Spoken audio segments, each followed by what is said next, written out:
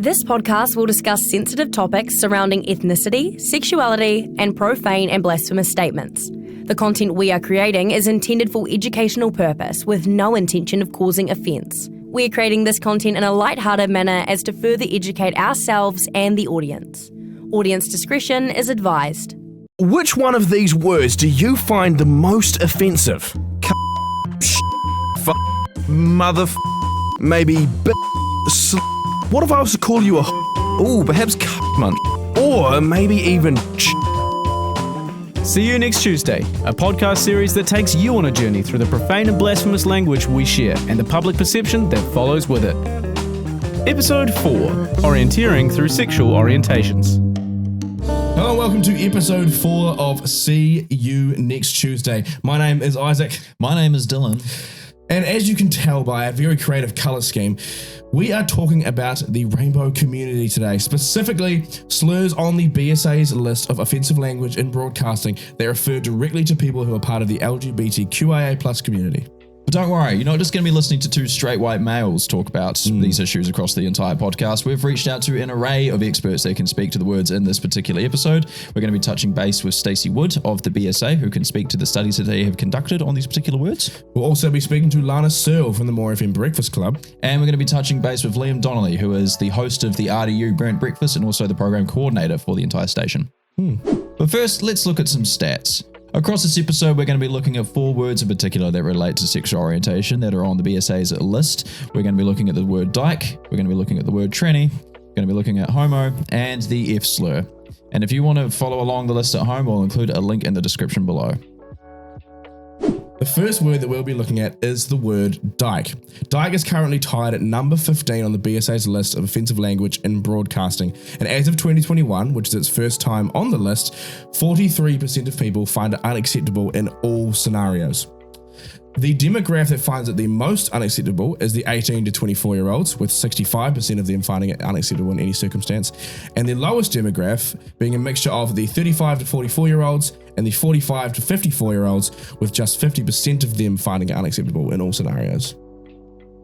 Another new one to the list, we're looking at the word tranny, number 14 on the list of most offensive terms in broadcasting according to the BSA. As of 2021, 44% of all people surveyed find it unacceptable in all forms of broadcasting. 69% of the 18 to 24 demographic find it unacceptable, making them the most offended by the term. 48% of the 45 to 54 demographic find it unacceptable, making them the least offended by this particular term. The next word that we'll be looking at is the term homo, which is currently tied at number 8 on the BSA's list. As of 2021, 47% of people find it unacceptable in any scenario, which is a 5% increase since the last time the study was taken in 2018. The demographic that finds it the most offensive is yet again the 18 to 24-year-old demographic, with 67% of them finding it unacceptable. And the lowest demographic, with 48%, is the 25 to 34-year-old demographic, which is actually Dylan's demo. So Dylan, what the f***? I don't know, bro. I'm sorry. And now we look at the F slur, number 5 on the list, the highest out of all the words we're looking at today. As of 2021, 53% of people find it unacceptable in all scenarios, which is a 4% increase since the last study in 2018. Again, we're seeing some common trends. The 18 to 24 demographic finding it the most offensive, with 67% of them finding it unacceptable, whereas again, 52% of the 25 to 34 bracket find it unacceptable, making us the lowest. We have some work to do. Come on, sorry. Sorry. So that is what the stats say on the BSA's list. So we have decided to bring in someone who knows a lot more about them to speak to you guys. So we have brought back our resident expert, chief executive at the BSA, Stacy Wood, to speak to us. G'day, Stacy. Hi, guys. Well, it's great to have you back, Stacy. We've just briefly gone over some of the numbers in the BSA study. With the increase of acceptance and the growth of understanding of the rainbow community, has the BSA seen an increase in the level of offence towards certain derogatory terms, or have you seen a decrease? Similarly to what we've seen with racial and cultural slurs, We've also seen an increase in unacceptability for words that are used to denigrate people based on their gender or their sexual orientation. So around sort of a 5 to 10% increase in offensiveness for those terms. And it does go back to attacking people based on who they are, as opposed to the more traditional swears that are generally less offensive to people now. So it's clear that there has been a change, and in our last episode, we kind of came to the conclusion that it was the younger generations who were pushing these sort of social issues, which is leading to the increase in offence towards a lot of these words. It's very interesting. So moving on, there have been a lot of words that were once deemed as insults, such as the term gay, queer, or even the F slur, that have been now reclaimed by the rainbow community and are now almost being used as empowering terms by them.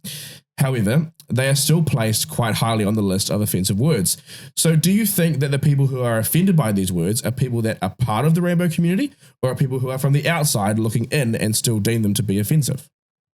That's a really good question, and probably a little bit more scientific than our research goes into. I think reclaiming of words is a thing, and we... And probably the contextual elements of the research might shed a little bit more light on that. But we don't ask people. We do ask for demographic data, but we don't track people's responses based on which communities they belong to. So that would be a really interesting question to look more into, I think. So again, there's that recurring idea of context popping up. So again, building on that, is there any context where some of these derogatory terms can be more accepted in broadcasting? Yes, so people are a lot less tolerant of swearing or offensive language in any kind in shows like their news or their current affairs, their drive time radio when they're likely to have their kids in the car. All of those are contexts where people expect the language to be a bit more safe and sanitized. Other contexts like TV dramas late at night, or music videos, or even talkback radio to an extent, people go in knowing that the caliber of the conversation or the nature of the language or the content that they're going to be seeing is probably going to come with a bit heavier use of language. Okay, so something as simple as the time of day can have an impact as to how well received the use of this language is. So another question to build on this idea of context, can the sexuality of a person who says one of these terms impact the outcome if someone was to complain about its use? So for example, if a gay man was to use the word queer or even the F slur in a broadcast, does that make it more acceptable? Yeah, so words used by people of a certain community about themselves or other people in that community can be less offensive than if they're used by somebody outside that community to denigrate that community. Certainly there's a contextual element of intention. So if, is it being, in what way is the word being used? Is it being used with malice or with intent to make somebody feel bad, or is it being used as a kind of a in-group signifier? Yes, is that reoccurring theme of context striking again? Well, thank you very much, Stacey. It's great to have you on this week's episode, and we'll be sure to hear from you next week. We will now dive into the history of the 4 words that we are talking about in this episode, starting with dyke. Dyke is a word that has been derived from a whole bunch of different languages, including Old Norse, Middle Low German, and Middle Dutch, and even a little bit of English sprinkled in there as well. It originated as a homophobic slur for masculine or butch girls or women. The word first came into place to describe bull dykes in Harlem during the 1920s. At its birth, dyke was a unique infusion of misogyny and homophobia that has been levelled at women of colour as they endured abuse of all kind. By condemning someone as a dyke, an assailant was attempting to point out their victim's manliness and therefore justify any resulting violence. Now we look at tranny. Tranny was originally a term used by transgender people to refer to themselves. However, over time it started to be used more differently by people who did not consider themselves transgender to refer to transgender people in a prejudiced manner. As a result, it is now normally considered a slur and to be offensive, but some people who adopted the tranny identity in the past still use it today. Others have also attempted to reappropriate the term by using it to describe themselves positively. Our next word is homo. Homo has two derivatives and two meanings in the English language. We have one word derived from the Latin language and one word derived from Greek. When derived from Latin, it translates to man or mankind, which is where we get the phrase homo sapien from, referring to mankind. When derived from the Greek language, it means same, and that's where we get the word homosexual from, same sex, and is used to refer to somebody who is attracted to other people of the same sex. That was then shortened down to homo and is now used as a derogatory term for people of the rainbow community. And now the F slur. The F slur has been used in English since the late 16th century, originally as an abusive term for women, particularly old women.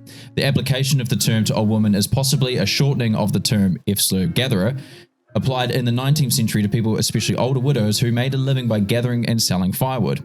This then turned into an insult to gay people, especially gay men, as female terms are often used with reference to homosexual men. So Isaac and I personally don't have any sort of history or experience with these words at all, so that's why we have reached out to some notable people in the broadcasting community that can sort of speak to them a bit better than ourselves. So that brings us to our second guest on this episode, and that's Lana Searle. Lana has been working in broadcasting for 18 years, doing an assortment of on-air gigs, including breakfast and drive time radio, and is currently part of the More FM Breakfast Club, and has very kindly agreed to come and talk to us today. Hi Lana, how are we doing today? Good. How are you? I'm great, thanks. I can't speak the same for Dylan, but I know I'm doing fantastic. No, I'm good too. I'm doing well. Yeah. Okay, nice. Sweet. So having a look at the BSA's most recent survey, looking into the most offensive words targeting people in the LGBTQIA plus community, we've seen a sharp increase in the levels of offence towards those words over the past 3 or 4 years. Is this a change that you've noticed as well? I've noticed within our community, like the rainbow community, that we actually now know what those words mean. And even in some situations where they were possibly used, not so much even just in broadcasting and social occasions, you now know what they mean, so you have the education. And I think overall that's a good thing, because we know that they're bad and we know why they're bad, and the educational purpose of getting, of actually finding out what the words mean, and we are more likely to not use them. I certainly think there's been increased frustrations when you hear it socially, but I think it's a good chance for people to call it out. Oh, okay, so people are becoming more aware of the meanings behind these sorts of words, so the level of offence has increased naturally, okay. So being a part of the rainbow community is something that you haven't really shied away from in your broadcasting career. What's the reception been like? Have you had any sort of positive or negative experiences around this? I was really scared initially to be openly lesbian, simply because if you look at the history of the station, and it's nothing to be embarrassed of, it's just the state of how everything was. The ex-anchor of the same show I'm now on was proudly religious. And when you are in the rainbow community, that you do get your back up a little bit or your shoulders up, because you're just a little bit concerned as to whether those same people that follow such a legend of broadcasting and his love of God would also like to follow someone who's probably a lefty lesbian. How can that crossover go? So I've always been a little bit nervous, but I think over time, as I've come out a little bit more and more and actually been genuinely happier myself with who I am, I think people feed off that too. If she's happy with herself, then it's kind of hard for me to rebel against that when she's living her life. Did you receive any backlash at all? Yeah, there was backlash, and there was backlash especially too. I went from Drive where people had got to know me over the years, and there was like this family of listeners, and I came into a morning shift where I was the new kid and I was gay. And so there were messages, and there were parents that couldn't believe their kids had to listen to that on the way to school. And that for a while there got me a little bit shaky, because I was thinking, well, why is it so bad for your kids to hear about this woman just living her life? I'm not out there doing anything violent or doing anything nasty or making anybody sad. I'm just living my own life, and that shouldn't make your kids feel that. But I have to acknowledge too, to get people to the right level, they need to go through that and realise I'm not a demon, and that can only come with time for a lot of people, especially with a conservative background. So with the BSA's list of words in their offensive language survey, have any of those words been used against you in a negative way? I find myself incredibly lucky. I haven't had a lot of those words used towards me that I know of, but I'm not ignorant enough to think that it wouldn't be used when people refer to me. And other things like doing stuff in television, I've seen comments that have been written to refer to me as the one that's like that, or, you know. But I do think men in the rainbow community get a harder rap. It's interesting that you think that men in the rainbow community get it worse. Are you able to expand on that? Yeah, I've got a lot of male gay friends, and I look at the harassment they get and the name calling they get, and it's nowhere near what I get to my face. And I think probably if you look back at the idea of a lesbian and a gay man, one of them appeals to a certain type of person and the other one does not, and it brings up a whole lot of insecurities for them. If I'm speaking honestly with you, I think a lesbian for a lot of men is still pornographic. And I don't think it is on the other side for them. And if it is, it's threatening and they don't like it. And I think there's still a lot of that in particular parts of the country that still it needs to be worked out. Okay, that's something that we hadn't really considered, that there's this whole idea of sort of masculinity and what it means to be a male that's being involved as well. Having a look at the breakdown of age groups across the list, it's quite apparent that the recent rise of offences brought on by the younger generation. What's your thoughts on this? Would you say it's overdue? Yeah, I think it is. I think too often the word woke gets thrown around. It's not woke. It's not woke, it's just educated. And people actually know where the words come from and what they mean and why they're offensive to people who now can openly be themselves but still have these derogatory terms thrown around casually and even in the broadcasting world. So it gives me hope for the future that people are offended by those things now, and possibly that gives me hope that they would say something to try and stop it. Yeah, wow, that's such a valid point. That's really cool. So while we've been researching for this podcast, we've noticed that there's been this reoccurring idea that context in which a word is used can change the way it's perceived in terms of its offensiveness. One of those contexts is when a slur is used as a reclaimed word by people that it was originally used against. Have you seen this happen, and do you think that makes the words any more or less offensive within broadcasting? Yeah, the reclaim argument is interesting because I feel like that with certain derogatory terms that don't make that list, you know, like if someone used the word dyke with me, I shudder because it's always been used negatively towards me. But I sometimes do feel that if I say it, you beat them to it. And therefore you are reclaiming it and it can be your own thing. I try not to though, because if I'm trying to lead by an example, as a broadcaster for me anyway, by using their own word on myself, I'm almost making it okay for others to use it too. So I try not to use the reclaim thing. I understand with history of racism why you want to claim certain words back. I totally get that, and I think it's up to the individual. But I understand the reclaimed argument, but I wouldn't be reclaiming some of those words. I'm happy to bury a lot of them, to be quite honest with you.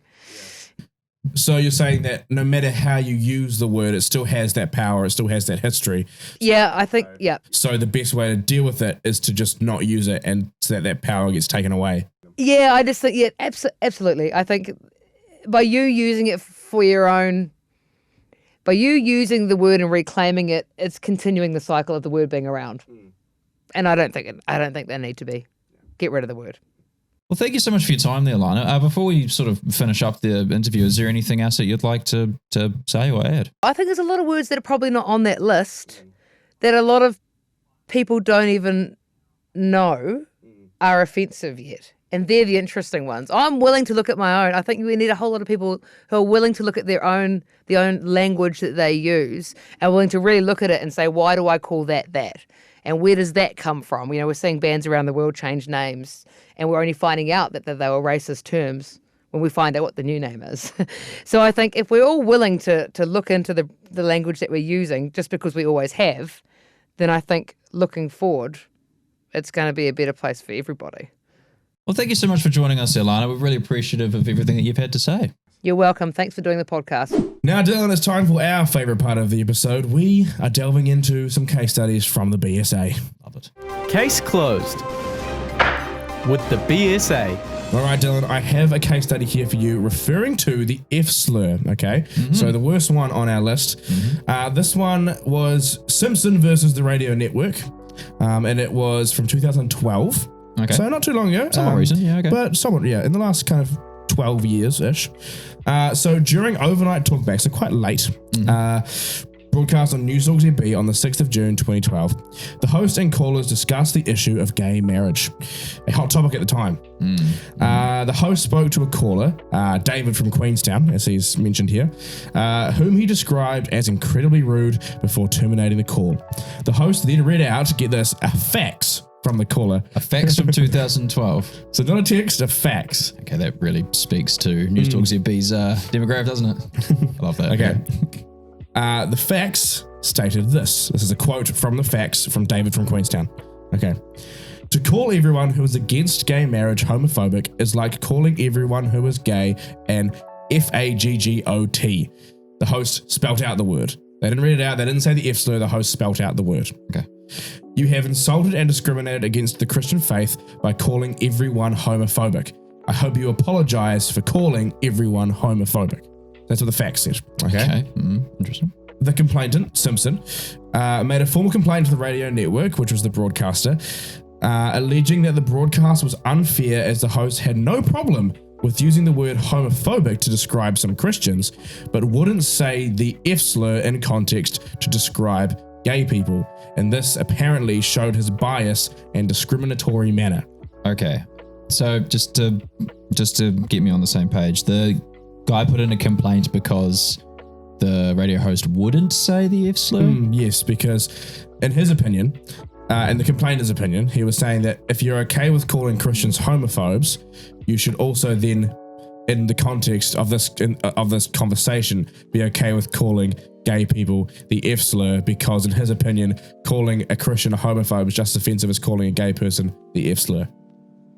So he's saying that showed the host bias. He said that he thought that it breached standard 6, which is about fairness of the broadcasting code, and 7, which is about discrimination and denigration. So yeah, might have missed the mark with that complaint a little bit.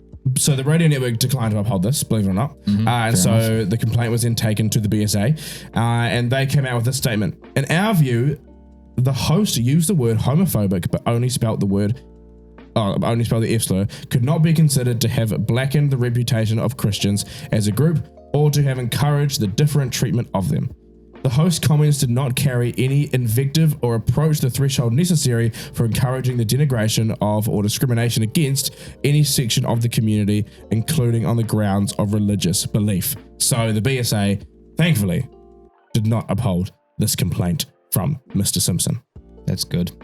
Is it a hot take to say that most of the time the people offended by the term homophobe are themselves homophobes? I'd say that's probably accurate. You know, nobody likes being confronted by their demons, and so yeah. Sometimes the truth hurts.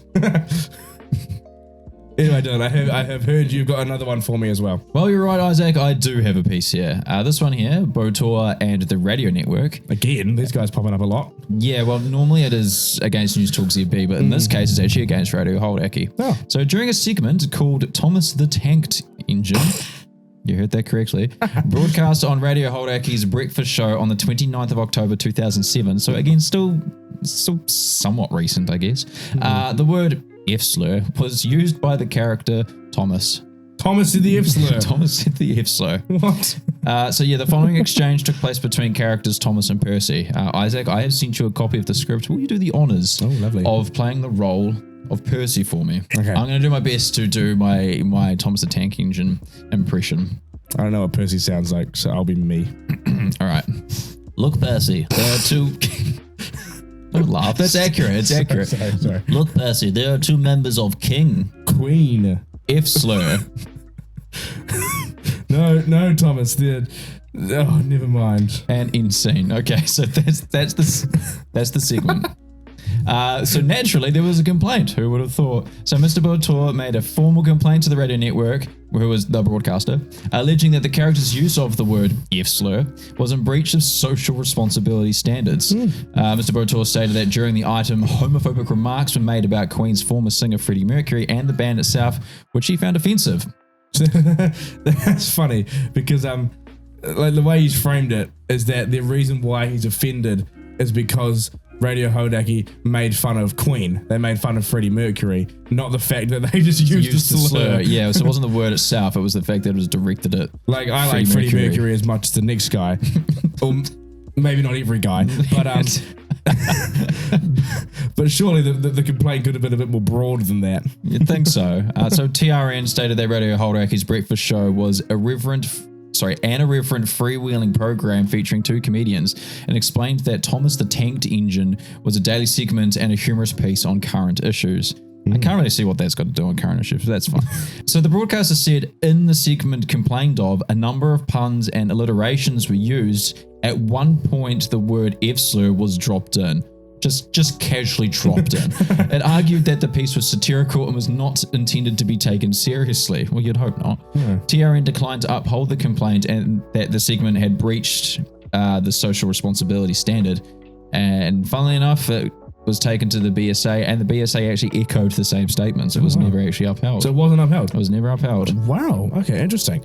So that was 2007. Yeah, so I would love to see where the F-slur sort of ranked on the list of offensive. I can only imagine it was much lower. It must have been. Much lower. Like, that would not fly in today's standards. Oh, no, not at all.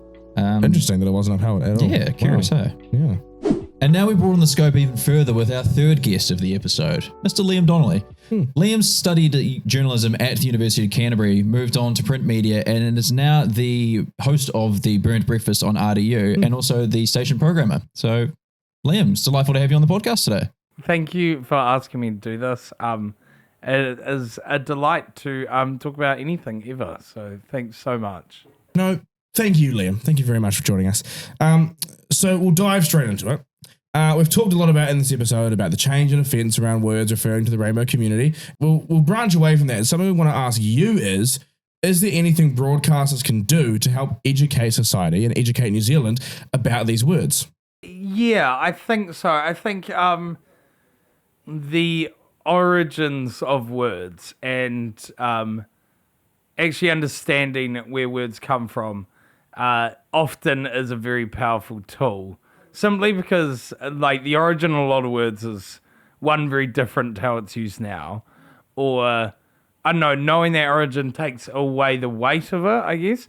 So I think, as a broadcaster, our responsibility is kind of to present these words, ask why we consider them offensive, and ask more so, like, how have they developed into being offensive? And I think that would go a long way to kind of future-proofing language from being offensive, I guess. So educating New Zealanders in the origins of these offensive words is super important for us as a society to grow? It's interesting, I think, with slurs and offensive language, and I don't think... And this is not exclusive to New Zealand. I don't think any country does this particularly well, but we don't tackle offensive language broadly enough. We kind of just tackle offensive language when it suits us. Like right now, the conversation around the rainbow community and queer rights is quite loud. So now these terms are being deemed offensive.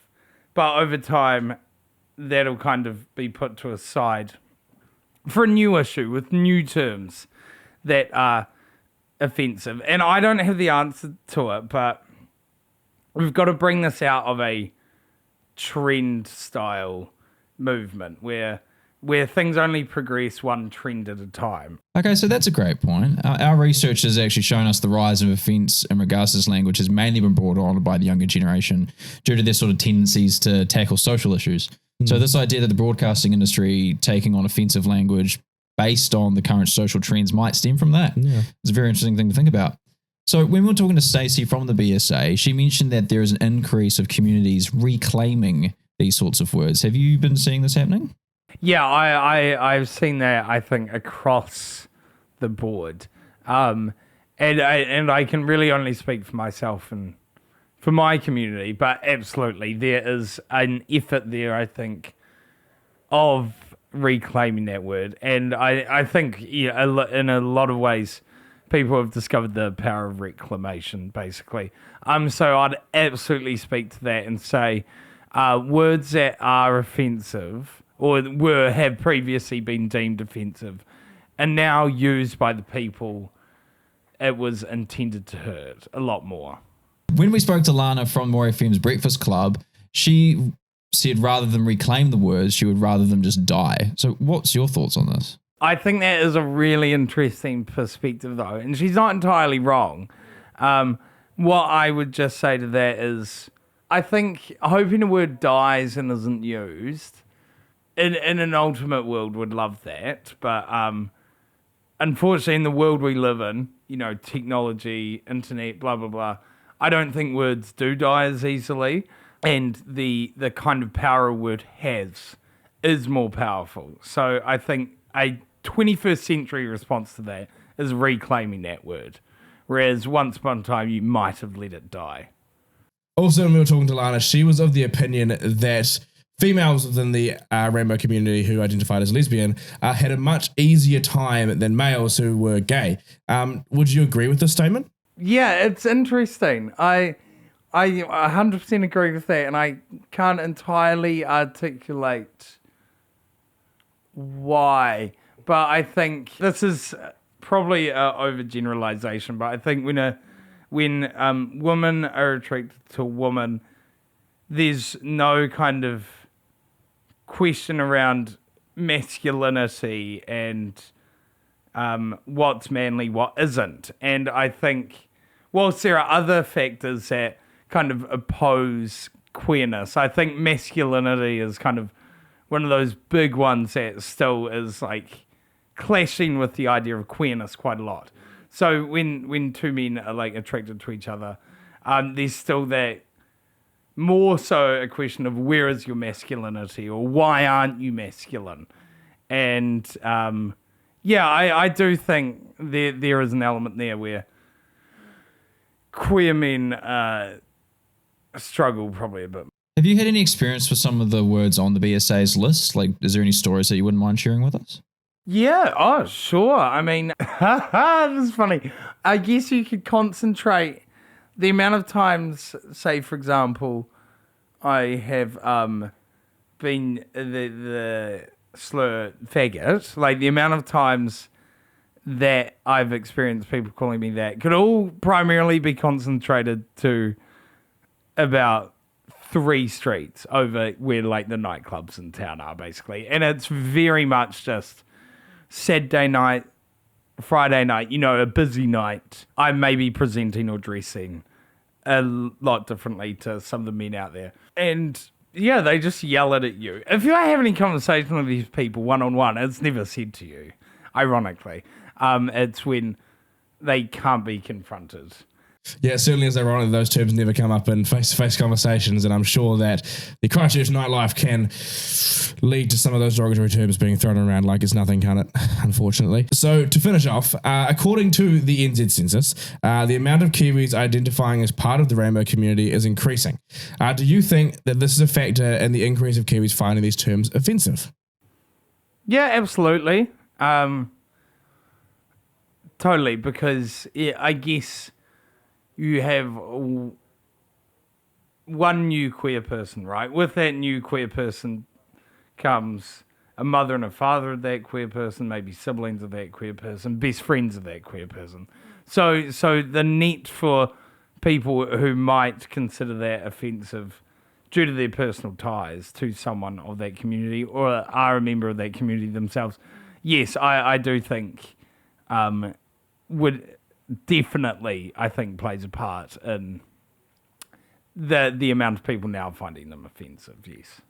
That's actually such a good point. It's not just one person joining the rainbow community. It doesn't just impact them. It impacts like everybody around them as well, friends and family. That's a very good point. Oh, thank you so much for joining us, Liam. You've been extremely insightful and it's been an absolute pleasure to have you on the podcast. Yeah. Thank you so much for asking my opinion. You could have gotten the opinion of someone useful, but hey, take mine. That's fine. Thank you. That brings us to the end of episode 4 of the See You Next Tuesday podcast, Orienteering Through Sexual Orientations. We've learned a lot today. There's been a lot. We've had some great discussions with some great people, and we've been able to go into some awesome stats and some great history of these words that are on the list. Explore a couple of case studies. Exactly, yeah. And hear from an array of voices and people that actually have to deal with these things every day as part of their lives. Yeah. And we are sure that there's so many more people that have to deal with this in their everyday lives. And so we would love to hear from you. We'd love to hear your experiences. So please get in touch with us on Instagram at seeyounexttuesday.pod. Or if you're feeling professional, flick us an email at seeyounexttuesdaycrew@gmail.com. It's clear to say that in New Zealand, in the current social climate that we're in, these words are steadily becoming more offensive across the board, which is a good thing to see because they are slurs, they are derogatory. And so we shouldn't be using them. And it's a shame, honestly, that it's taken this long to get here. But it's good that we're finally here. I just hope that as a society we can grow together, understand and educate ourselves on these words, and move forward together in a nice, harmonious manner. Don't you agree? Very well said. Very well said, Isaac. Well, we've had a lot of opinions thrown at us. We've heard from a lot of different people. Had a lot of information and statistics thrown at us. But there's one thing that we can say for certain, as per every week. We are and we will see you next Tuesday.